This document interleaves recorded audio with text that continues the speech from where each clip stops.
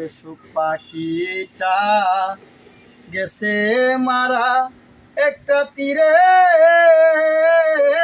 আঘাত খাইয়া গো নাসির আইজো কান্দে পাখিটার লাগিয়া নাসিরের সুখ পাখিটা গেছে মারা ওই একটা তীরে আঘাত খাইয়া গো নাসির আইজো কান্দে পাখিটার লাগিয়া ও নাসির আইজো কান্দে পাখিটার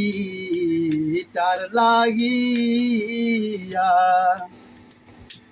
দুই দিনের পিরিতি নইরে যাব রে।